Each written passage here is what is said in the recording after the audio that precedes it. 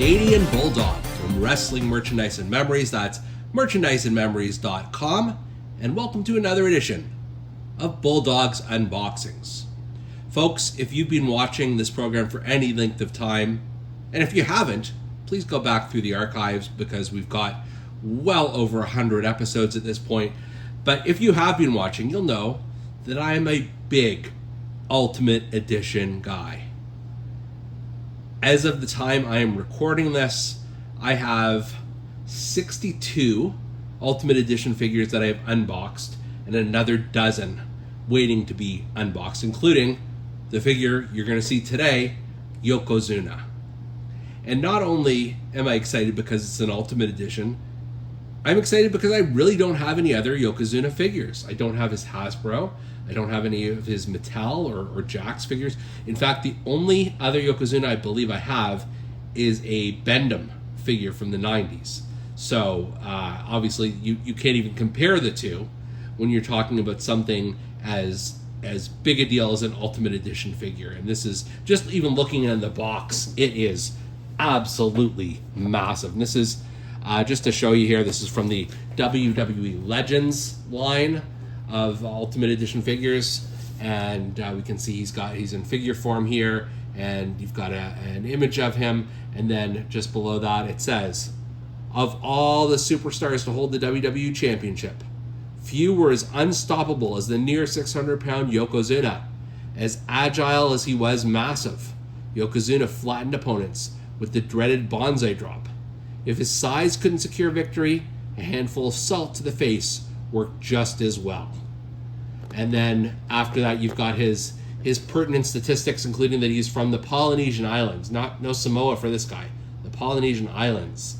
And his career highlight was WWE Champion. All right.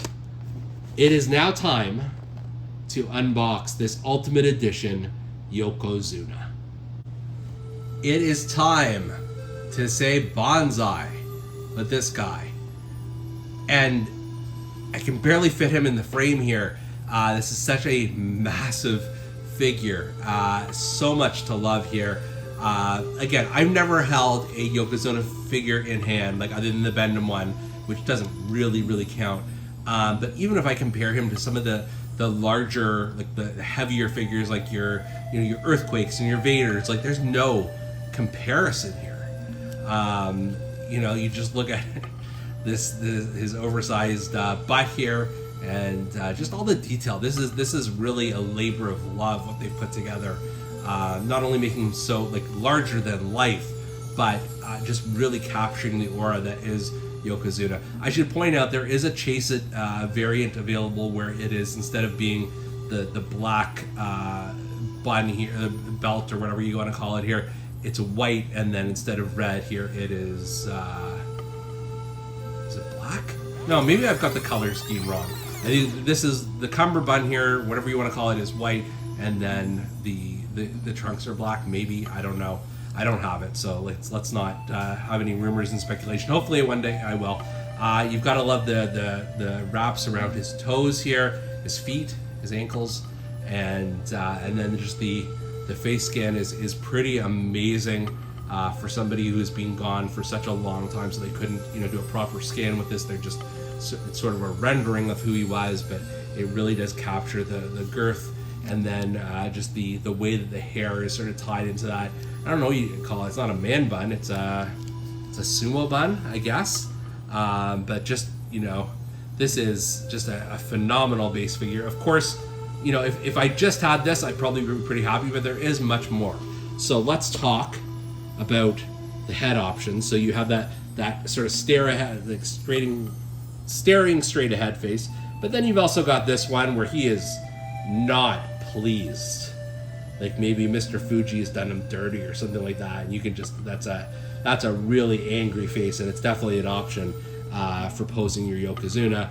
And then you've got this one, the Screaming Banzai. I guess that's what I would say. It's an option, and usually, me, I'm a sucker for a good head scan, a screaming head scan rather, but I don't know, this one just doesn't, it's a little too cartoonish for me, but we'll certainly try different looks out, before I pose him. In addition, you've got a couple of hand options. So he comes with the C-grip hands, and then there's these fists here, which I doubt I will be using. And then there are the open hands, which might be good for throwing a chop or something like that.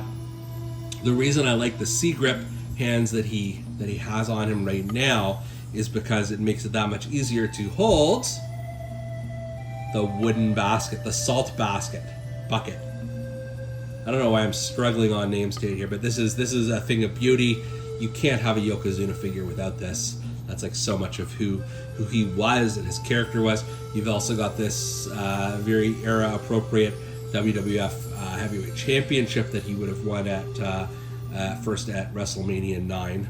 And then we've got this Yokozuna robe, which is just beautiful. And I'm going to take a moment here to clothe Yokozuna in his robe here. This really does complete the look. It gives him this almost like overlord kind of look that he has around it. You don't even have to do up the back of the robe here. I think just like leaving it open is a fine option as well. It just looks like he is the king of the WWF, and just having this jacket just makes such a huge difference. And this is where that stoic look does pay off as well.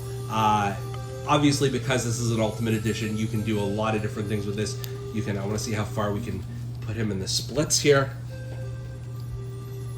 Yeah, he's got a pretty good range of motion. Good for doing those big bonsai drops, as well as the shoulders. You've got articulation in the stomach and the toes. So it really does make, you've got a variety of options how you want to make it look, and what you want the overall expression of Yokozuna on this. I really like this one a lot.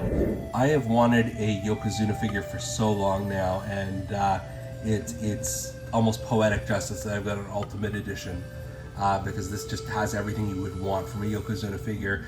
The size is hugely important. That robe is such a game changer. And then, like I said, you've got the head options, you've got the hand options.